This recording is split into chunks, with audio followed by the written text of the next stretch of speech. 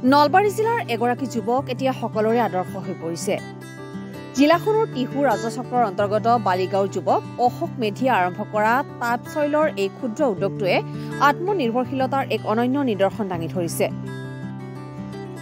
অশোক মেধিয়ে 2005 চনতে Ashoka Fermi compose নামৰ উৎপাদন গোটটো আৰম্ভ কৰিছিল।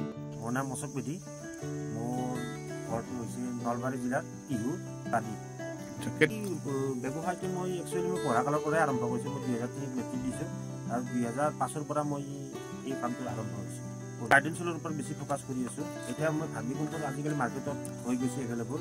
আমি বহুত জেগাত ট্ৰেইনিং দি দি আমি মাৰ্কেটত বহুত এণ্টাৰপ্ৰেনিয়ৰ বনাব পাৰিছোঁ।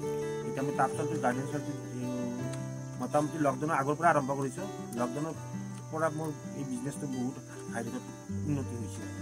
এতিয়াতো মই নেচাৰেলি 25জন মানুহ মোৰ কাম কৰিয়ে আছে আৰু লগতে মই ইনডাইৰেক্টলি আৰু মোটামুটি 17-20জনমান মানুহ আৰু ইনডাইৰেক্টলি আছে।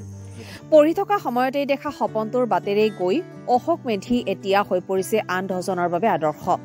মেধিয়ে এই ক্ষুদ্ৰ উদ্যোগটোৰ জৰিয়তে 25জনক সংস্থাপন দিবলৈও সক্ষম হৈছে। বিশেষকৈ নগৰ অঞ্চলত যথেষ্ট চাহিদা আছে তাঁত শৈলৰ। গুৱাহাটী আৰু উত্তৰ পূৰ্বাঞ্চলৰ আন ৰাজ্যসমূহৰ চহৰাঞ্চলৰ লোকসকলে এই তাঁত শৈল প্ৰয়োগেৰে অট্টালিকাৰ ওপৰতো বিভিন্ন ধৰণৰ কৃষিকাৰ্য কৰিব পাৰে। অশোক মেধিৰ উৎপাদন গোটৰ পৰা প্ৰতিদিনে ৰাজ্যৰ লগতে দেশৰ বিভিন্ন প্ৰান্তলৈ ৰপ্তানি কৰা হয় তাঁত শৈল। বৰ্তমান সময়ত বজাৰত যথেষ্ট চাহিদা আছে এই বিশেষ মাটিৰ। এইটোতো মোৰ গুৱাহাটী মহানগৰী অল জেগাতে আপুনি পাই যাব। যি নাৰ্চাৰীতে যায় বা খেতিৰ যিবিলাক নাৰ্চাৰী আছে তাতো পাই যাব। আৰু মেইনলি মই নৰ্থ ইষ্টত বেছি ফ'কাছ কৰি আছোঁ। অৰুণাচল, মেঘালয়, ত্ৰিপুৰা, এতিয়া বৰ্তমান মই মিজোৰামত মই ৰিচেণ্ট মই 5-6 এটা মই কাম কৰিছোঁ। ব্যৱসায় বহুত সন্তোষজনক। ইয়াত আপুনি ষ্ট্ৰাগল কৰিব লাগিলে আপুনি নিজে ফিজিকেলি লাগিব লাগিব। এইটো মিছা কথা কৈ লাভ নাই। আমি যিটো আমি কৰ্ম সংস্কৃতি আমি অসমীয়াই আমি কৈ আছোঁ, কিন্তু কৰ্ম সংস্কৃতি আমি নিজে কৰিব লাগিব। এই কামটো আমি মিয়া খেদা যিবিলাকৰ আন্দোলনবিলাক চলি আছে, কিন্তু আমি এইবিলাক কাম কৰি অলপ কামটো লেতেৰা হ'ব, কিন্তু কামটো যদি আপুনি 100% দিয়ে আপুনি ছাকচেছ কোনো ধৰণৰ টেনশ্যন ল'ব লগা নাই। এইটো মোটামুটি বছৰে মই এতিয়া বছৰে হিচাপত মই অলপ হিচাপ কৰিব টান হ'ব, কিন্তু যদি মই ডেইলি হিচাপত চাওঁ, ডেইলি হিচাপত চালে মোটামুটি 3-4 মই মাল প্ৰডাকশ্যন কৰোঁ। আৰু মোৰ নিজৰ গাড়ী আছে যিহেতু মই ডেলিভাৰীত মোৰ কোনো অসুবিধা নাই।